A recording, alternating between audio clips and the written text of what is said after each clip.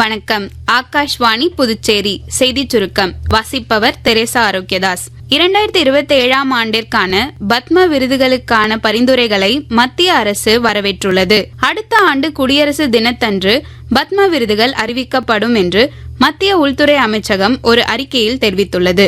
பரிந்துரைகளுக்கான கடைசி தேதி ஜூலை மாதம் 31ஆம் தேதியாகும். ஒடிசாவின் கட்டாக்கில் உள்ள மருத்துவமனையில் ஏற்பட்ட தீ விபத்தில் உயிரிழந்தவர்களுக்கு குடியரசுத் தலைவர் திருமதி திரௌபதி முர்மு மற்றும் துணை குடியரசுத் தலைவர் திரு சி.பி. ராதாகிருஷ்ணன் இன்று இரங்கல் தெரிவித்துள்ளனர். உயிரிழந்தவர்களின் குடும்பங்களுக்கு இரங்கல் தெரிவித்துக் கொண்டதோடு காயம் அடைந்தவர்கள் விரைவில் குணமடைய பிரார்த்திப்பதாகவும் அவர்கள் தமது சமூக ஊடக பதிவில் தெரிவித்துள்ளனர். நாடு முழுவதும் சமையல் எரிவாயு விநியோகம் சீராக நடைபெறுவதாக மத்திய பெட்ரோலியம் மற்றும் இயற்கை எரிவாயு அமைச்சகம் தெரிவித்துள்ளது.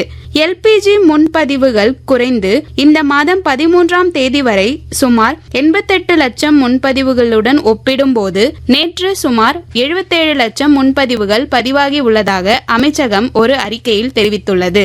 உலகளவில் கச்சா எண்ணெய் விலையை குறைக்க உதவும் வகையில் அவசர கால இருப்பில் இருந்து பெரும் அளவிலான கச்சா எண்ணெய் வெளியிடப்படும் என்று சர்வதேச எரிசக்தி முகமை தெரிவித்துள்ளது.